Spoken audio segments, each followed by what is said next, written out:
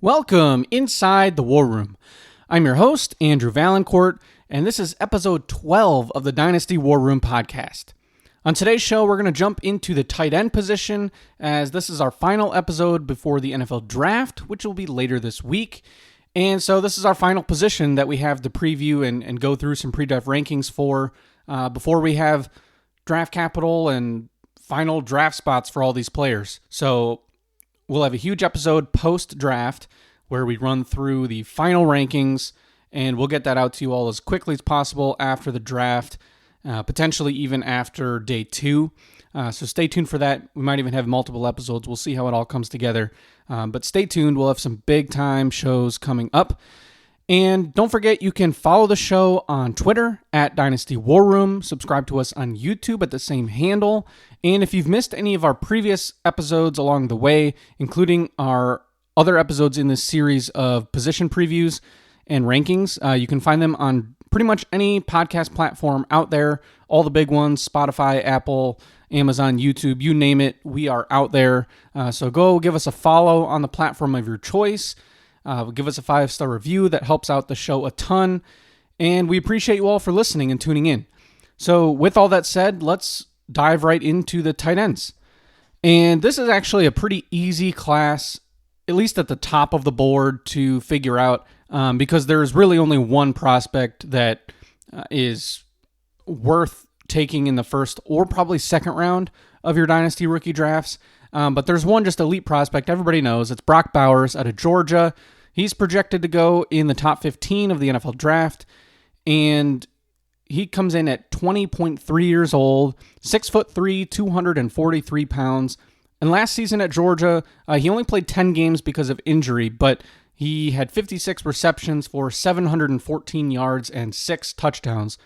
And so this guy, just unbelievable prospect. I mean, if you paid any attention to Dynasty, fantasy football, whether it be the Twitter space or other podcasts or written articles anywhere on the internet, whoever it is you're listening to or talking to, everyone knows Brock Bowers is the guy at the tight end position. And I think he's locked in to the top 8 in your rookie drafts. I'm not sure that I see a world where he falls below the 8th spot in the draft. And I think it'll be flexible where he's ultimately taken in your rookie drafts, whether it be, he could be taken as high as 4 or 5 if he gets, top 6 draft capital and we see some, funny business happen with the quarterbacks, or one of the wide receivers falls unexpectedly, something like that. I think the better range for him is probably in the 6 to 8 spot range, where he'll be going with J.J. McCarthy and potentially Rome Odunze or Drake May. Just depending on how things shake out, we're going to have a lot of offensive skill position players go in the top 10 of the NFL draft. I believe, we could probably see up to 8 of them, which is pretty wild and awesome for fantasy. So that's great news for your Dynasty leagues. And Brock Bowers should be, one of those locked and loaded. He's the top tight end prospect since Kyle Pitts. There's a case to be made that he could be ahead of him. I don't know that he's quite as explosive the athlete as Kyle Pitts was. We really haven't seen anything like Kyle Pitts before. But even, dating back before Kyle Pitts, I can't think of the last tight end prospect that, was thought of as highly as Brock Bowers. I don't know that Brock Bowers, I don't know that TJ Hawkinson even would be comparable. I think you could probably put Bowers ahead of TJ Hawkinson. So that just kind of tells you how good of a player Brock Bowers is. If I have, one of those draft spots, 6, 7, 8, and I'm in need of a tight end, or even if you're sitting at 8 and you don't really need a tight end, a general rule of thumb for Dynasty is draft talent and not for need. Now, certainly you factor in need a little bit. Particularly, I think that comes into play with quarterbacks because they're so scarce. But Brock Bowers will be a very good tight end. He's already being valued extremely high on websites like Keep Trade Cut and other Dynasty calculators that are out there. So not a whole lot else to say about Brock Bowers. Just great receiver. He can block. Really good athlete. Does everything you want at the position, and he'll be a stud for a long time in the NFL. I think upon being drafted, he'll probably slot into. I don't know if I love that he is number 3 already on some sites in terms of his dynasty ranking. That's pretty high for a rookie, but certainly somewhere in that 4 to 6 range, I think is perfectly fine for Brock Bowers. We'll just see where he ends up. If he gets top 10 draft capital, that'll be great. Even as long as he sticks in the top 15. And I don't really see a world where he falls, much later than somewhere in the teens. So Brock Bowers, he stands alone in tier 1 in this class, and he will likely be the only tight end taken certainly in the first round and potentially even in the first 2 rounds of the NFL draft. Now, checking in at number 2 in these rankings is Ja'Tavion Sanders out of Texas, and he's probably the only other tight end that has a chance of going in the second round of the NFL draft, at least based on current mock drafts. Mock Draft Database is a pretty good website for kind of getting a general idea for draft capital, and he's somebody that's late second, early third. I think I've seen a lot of with him. So, good prospect out of Texas, 21 years old. He's 6'4", 245 pounds, 45 catches for 682 yards and 2 touchdowns last year with the Longhorns. And, obviously he was probably you could argue whether he was the second or third target in that offense, but certainly behind Xavier Worthy, Adonai Mitchell there as well. So a lot of mouths to feed, and he's a good player.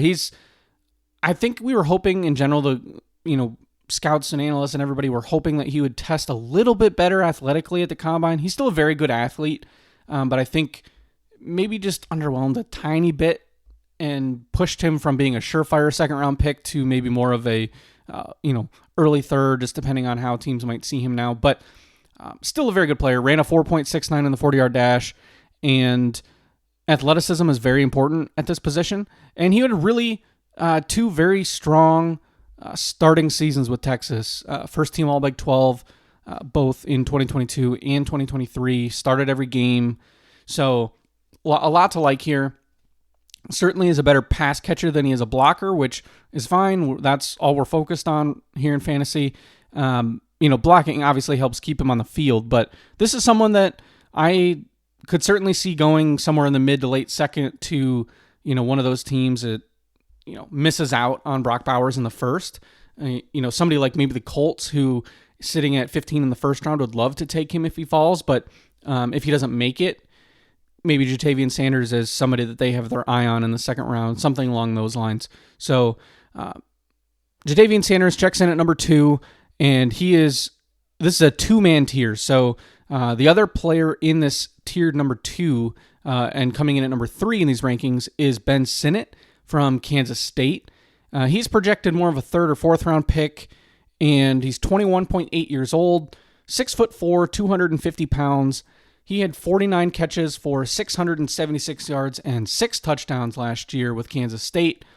And this is somebody that is highly athletic. So we mentioned that athleticism is important at the tight end position, probably more so than really any other position. And, this is somebody that, especially given his size, at 250 pounds, really good athlete. So ran a 4.68, had really good explosive numbers and things like the broad jump and vertical. He had 40 in the vertical, which is great to see. And pretty good agility drills as well. So just kind of across the board from the combine, I think is where he really started to stand out to scouts, and had a good season with Kansas State as well. So, first team all conference. He had a very strong 2022 season as well, where he had 447 yards receiving and was first team all Big 12. And interestingly enough with him, he actually won the Lowman Trophy, which goes to the best fullback in college football, which is a little bit interesting. I don't know that most people would really ever think of him as, a true fullback, but, I think that goes to the fact that, he can block, he's versatile, he can play, all around the formation. So, he is somebody that I think has increased his draft stock throughout the last few months, and some people even like him as their tight end too. I've seen kind of a range anywhere from like 2 to 5 with him. But combined with, solid production, 21.8 years old, and his athleticism, I think he slots in at a very nice number 3 in my rankings. Now, that covers our top 3 players. And I want to say, in terms of your rookie draft and the strategy you want to use approaching this tight end position, Brock Bowers is going to be a top 8 pick in Superflex leagues. He's probably the 104 in single quarterback tight end premium leagues. I certainly think that Brock Bowers should be ahead of guys like Brian Thomas Jr. and Xavier Worthy and A.D. Mitchell, all those guys at the wide receiver position. So if you're in a 1 quarterback league, I would not be afraid to take Brock Bowers at the 104. If you're in that 107, 108 position in your drafts in Superflex, and you have a need at wide receiver, and Rome Odunze doesn't make it to you, or Malik Neighbors doesn't make it there, and you're tempted to take a Brian Thomas or something like that, I just think even if he were a wide receiver, I think he'd be, at worst, number 4 at the wide receiver position. I think there's a strong case that he would be higher. And so I think that really just tells you how good Brock Bowers is. And so he's the only tight end you should be looking at in the first round of the rookie drafts. And frankly, and this is the point that I wanted to make, was that I don't know that you should really be looking at Jatavian Sanders or Ben Sinnott in the second round of your rookie drafts. I think we'd have to see some, subpar wide receiver and very poor running back landing spots in order for both of those players to end up in round 2 of your rookie drafts. I think Jatavian Sanders is somebody that will be in the conversation. I think in terms of a late second round pick, if he gets second round draft capital, I think that will make sense. So I will say Sanders has the better chance of being someone that ends up in round 2. I think he's probably, now if he goes in round 3 and Ben Sinnott goes in round 4 and, we don't really have any other day 2 tight ends, that's where you're probably just wait till the third round before you start taking shots on tight ends in this draft class. And when we get past this point, there's maybe 1 or 2 guys that you could target in the back half of the third round, including the guy we're about to talk about next.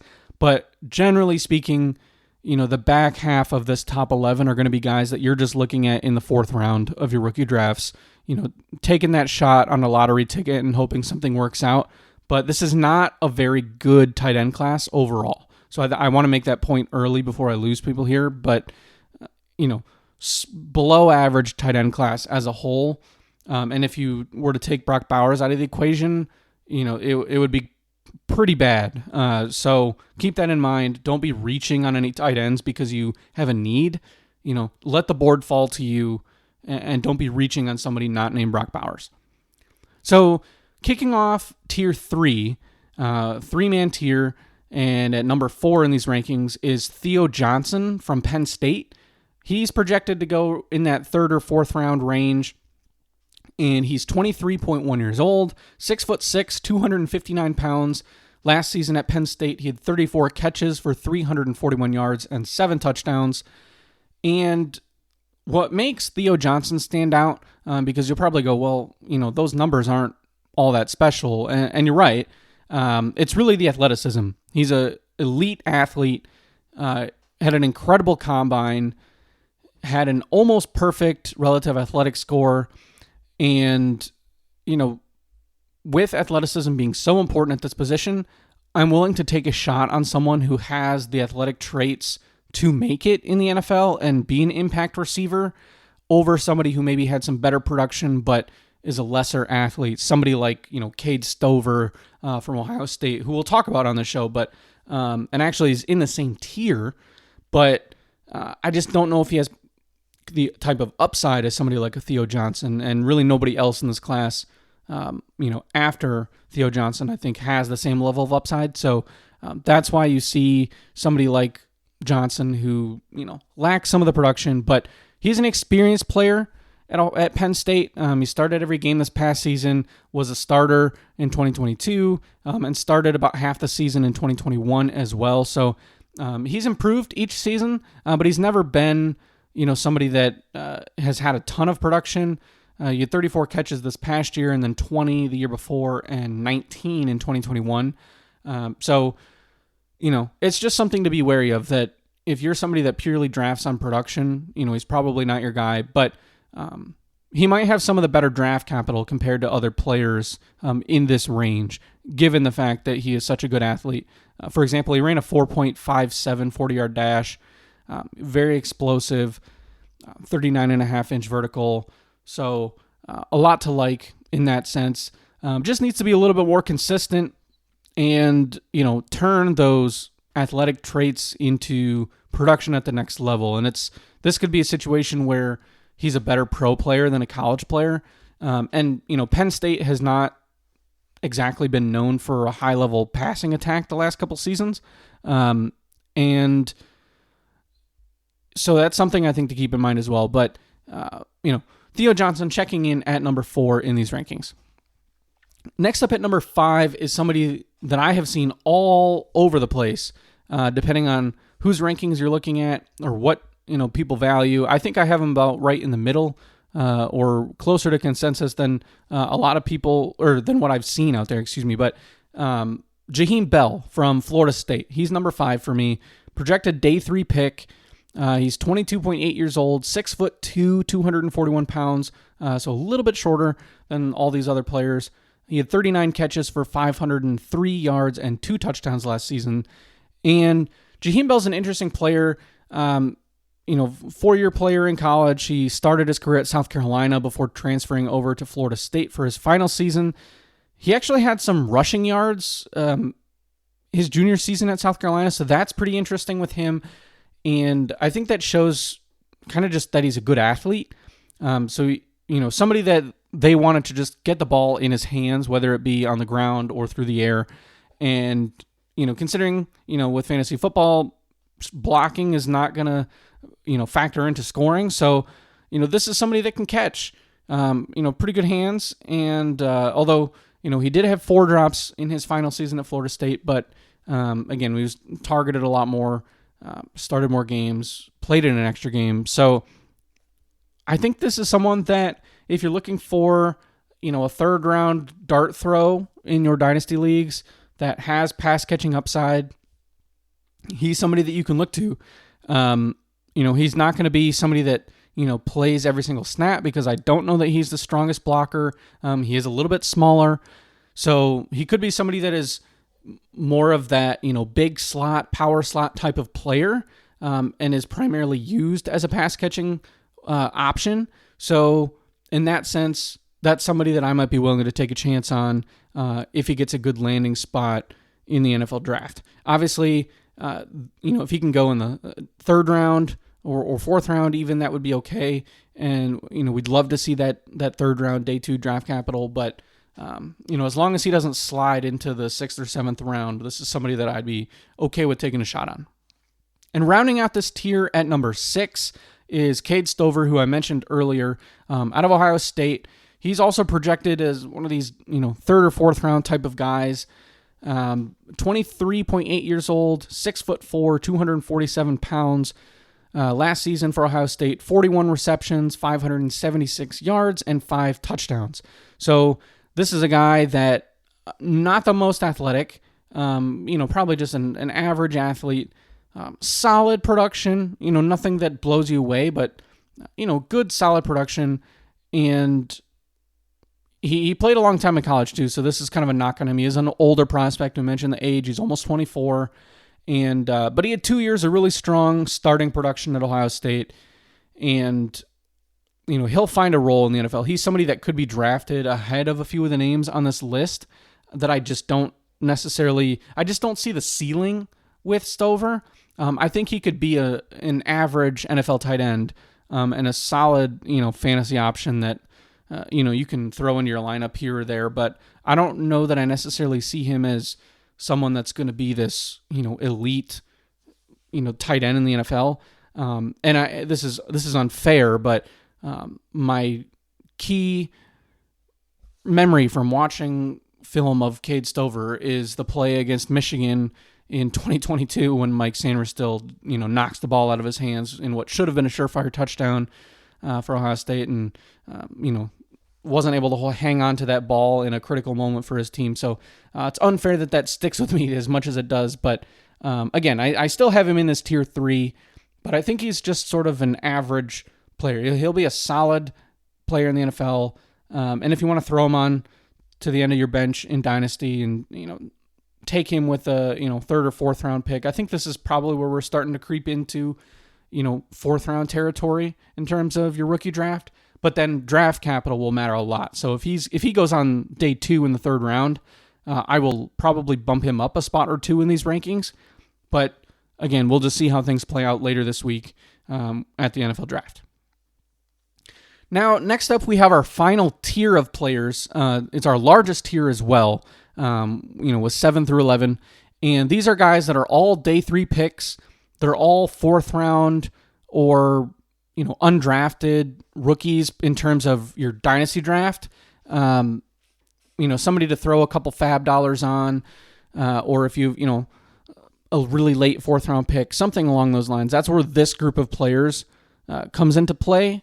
And so I'll start with number 7, somebody again who I've seen all over the place. Some analysts, I think it was The Athletic in the Beast, Dane Brugler has him as high as 4 in his rankings, whereas most other rankings that I've seen, especially that are more fantasy focused instead of just in all around, NFL rankings. Jared Wiley from TCU is the player I'm talking about here. He's been much lower, so there is a pretty wide range of outcomes, and you could say that for all the players on this list at this point, but comes out of TCU, 23.4 years old, 6'6", 249 pounds, 47 catches for 520 yards and 8 touchdowns last year. So pretty good season. He played a long time in college. Again, his age is a little bit of an issue, but that's something that's going to be a common theme among most of these players that we're going to talk about in the back half of this episode. But strong final season at TCU. He has some starting experience from each of the prior 2 seasons. He started his career at Texas and played 3 years there before transferring over to TCU, and that's really kind of where he broke out. He had 245 yards receiving his first season at TCU, and then bumped that up to 520 this past year. So, pretty good athleticism, 4.62 40-yard dash, good size. He's a big dude at 6'6", and, we'll see. Again, all these players are lottery tickets, but he's someone that could go early enough on day 3 of the draft, and has an outside shot of sneaking into the third round. So, in that sense, that would be a huge boost to his value, and he's somebody that I'll take a shot on in the fourth round if he gets a solid landing spot. Next up, another guy that is going to be a day 3 pick, Tanner McLachlan from Arizona. And he has an interesting story because he is very old for a draft prospect. He played 6 seasons in college. He's 25.1 years old, but he's 6'5", 244 pounds, 45 receptions last year for 528 yards and 4 touchdowns. He spent 4 years at Southern Utah before transferring over to Arizona, where he had 2 very good seasons. And it's, that's the main reason for, the age is the fact that he spent 4 years at Southern Utah and he really didn't do anything there, which is, really interesting. But, we're talking 2018 is when he started college, and he redshirted the season. And then the second year, he only played in 3 games and only had 3 catches. And then 2020, COVID happened, so he probably would have broken out more than he had a good year, given that it was only 5 games. But 12 catches for 120 yards, 2 touchdowns there, and then he got hurt, missed an entire season, transferred to Arizona, and that's when he took over. He became a starter, had a really good season, 456 yards in his 5th year of college, and then jumping above 500 this past season. So he's a big guy, and he's athletic for his size. Again, just like Jared Wiley, this is somebody at 6'5", 244 pounds. He ran a 4.61 40-yard dash. He tested well, and this is somebody that I think will be interesting for fantasy because he is just a really strong pass catcher. And he actually, interesting fact about him, he had more career catches at the tight end position at Arizona than Rob Gronkowski. So, one of the best tight ends of all time, didn't have the same level of production that McLaughlin had at Arizona. So that's just kind of an interesting note. So this is certainly someone that, has produced on the field and doing that while competing with some other really good prospects in the NFL draft. There's Jacob Cohen, who is going to be a late round pick. He's a slot receiver in this draft. And then next year, we'll be talking a lot about another one of his teammates in next year's draft. It will be a first round pick at wide receiver. So, just things to keep in mind. He had some pretty interesting competition there, and Arizona had a good season. So the age is certainly something that's concerning. But if you're talking, this is more than likely an undrafted free agent in your dynasty league. So if you can get him for free off of waivers or a couple bucks, worth the shot, assuming he's drafted and, hopefully doesn't fall till the 7th round. Next up is A.J. Barner out of Michigan, another day 3 guy. And I almost put Barner higher on this list, and I could see myself moving him up post-draft, largely because of his age, and I do think that he's pretty much a lock to be drafted. 22 catches, 249 yards, and 1 touchdown last year. He split time with Colston Loveland, who will be a first or second round pick in next year's NFL draft. He is 6'6", 251 pounds, so really good size and a solid athlete. I wouldn't qualify him as somebody that's like a burner or anything like that. He was a little bit slower in some of the time drills. He was battling a bit of a hamstring injury, but 4.84 40-yard dash at Michigan's Pro Day. So a little bit slower than some of these other guys, but a consistent player, a good, solid college tight end. We saw him a lot for Michigan, split out a little bit and play in the slot or even out wide. And so he definitely brings some versatility. And he was a good player. He transferred into Michigan from Indiana, where he didn't necessarily have great production, but he was still a very good player there. He was one of the more consistent players on that offense his sophomore and junior seasons. His final year at IU before transferring over to Michigan, he had 28 catches for 199 yards and 3 scores.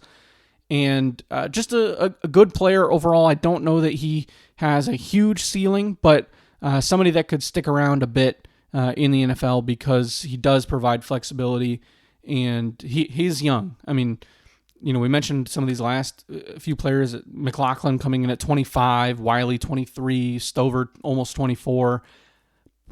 But A.J. Barner, just a hair under 22 years old, so there'll be some teams that like that, and he will be drafted at some point on day 3.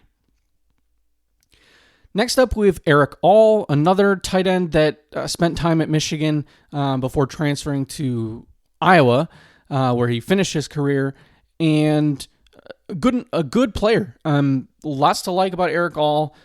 His big knock is injuries. So his final season at Michigan, he got hurt early in the season and missed the final 11 games. It's spinal surgery, so it was a pretty bad back injury, obviously. And then he tore his ACL at Iowa midway through the season this past year. So 2 pretty devastating injuries, back-to-back years. Highly unfortunate for him. He is 23.6 years old, 6'4", 252 pounds. At Iowa in 7 games, he had 21 catches for 299 yards and 3 touchdowns. So this could be just another one in a long line of good Iowa tight ends in the NFL. And if you're willing to take a shot in the 4th round on this type of guy, assuming he goes, you'd probably be hoping that he can land in the 4th or 5th round. I think, this is somebody that might be more of a 6th or even 7th round guy, but I've seen a lot of projections for him somewhere in that 5th or 6th round range. So he could be, a good solid player in the NFL. He's a strong receiver. His final season at Michigan, his junior year, he had 38 catches for 437 yards. So, he's had a bit of a track record of strong production. He's just, battled the injury bug. So, something to keep in mind and that will likely affect his draft capital later this week. Now, last but not least, our final player on this list who is in the same tier as the previous several players, and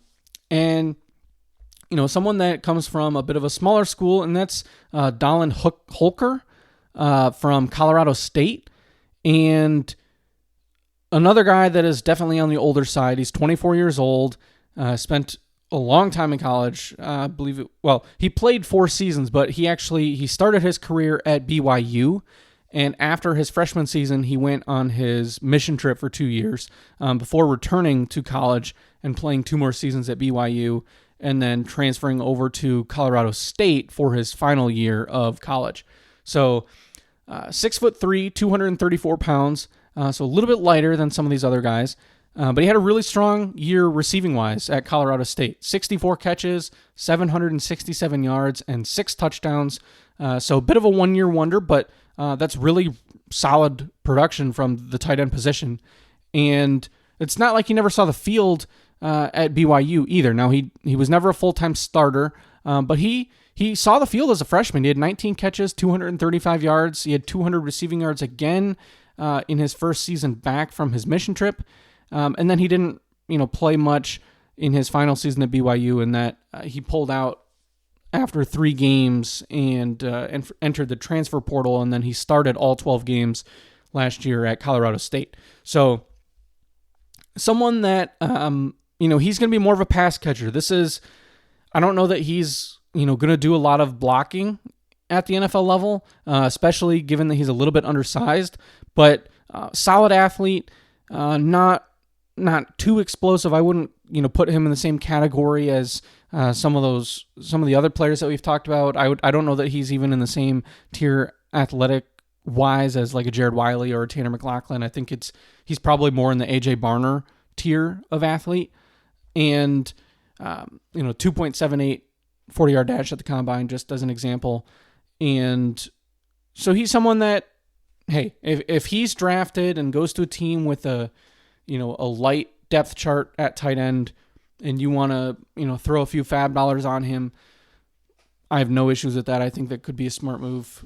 We'll take any kind of upside we can get at the tight end position, given how thin the position is outside of kind of the top 10 guys or so. And given how poor this draft class is as a whole at tight end, I think there will be a good number of these players that are simply not drafted in your rookie drafts. And so something to go through and do is put in a claim for a few of these guys.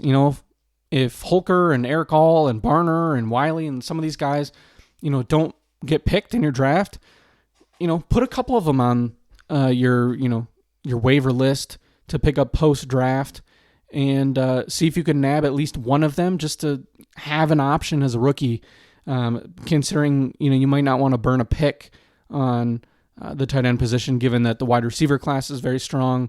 And even though the running back class isn't all that strong either, there is some depth to the running backs. So, sometimes there's some more fighting over some of those late round receivers and running backs compared to the tight ends. So if the draft capital is not awesome for some of these guys, save them for waivers, see what you can get there. Especially given that it takes a little bit longer for the tight ends to break out in the NFL. It's relatively rare for guys to, explode early on in their careers. Sam Laporta was a complete, aberration compared to the typical tight ends that we've seen. Even Dalton Kincaid had, a much better rookie season than we've seen generally from tight ends over the past few seasons, or just historically. It's usually only the truly elite guys that can break out in year one, but we see all the time tight ends that take, a few seasons before they really, get things going. And we see players that are drafted on day 3 at tight end become impact players all the time as well. So draft round doesn't matter quite as much. Whether you go in the 5th round or the 6th round or the 4th round, it's not necessarily going to be a huge deal one way or the other. It's more about the prospect and the depth chart, and is there a path for those players to see the field. So with that, I don't know if there's really much else to say about the tight ends in this class. There you have it. That's my top 11. I'll run through it again. There are a few other kind of random names that will probably be picked at some point in the draft, but I don't know that there's anyone else that I really, have my eye on as somebody that is worthy of a potential 4th-round pick. But just see if there's somebody that surprises. And there's a Brevin Spann-Ford from Minnesota, had a decent career. Jack Westover from Washington. So there's a handful of other names. There's actually 2 tight ends out of Washington. Devin Culp's another prospect. But these top 11 guys are really the only guys that you need to focus on in terms of dynasty value. So starting from the top in Tier 1 and Rank 1 all by himself is Brock Bowers.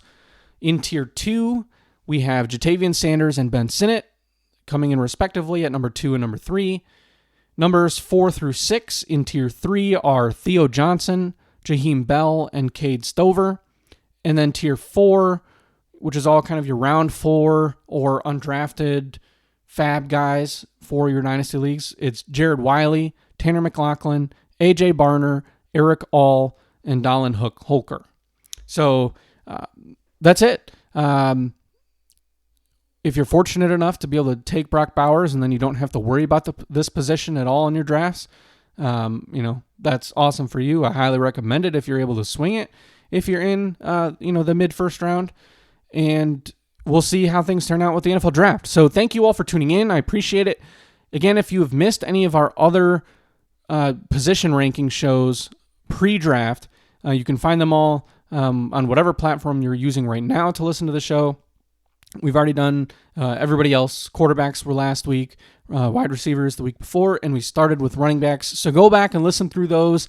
It'll help you get a really good feel for all the prospects in this draft that will be important in your dynasty leagues. So thank you all. Go follow us on Twitter, and we'll talk to you all post NFL draft.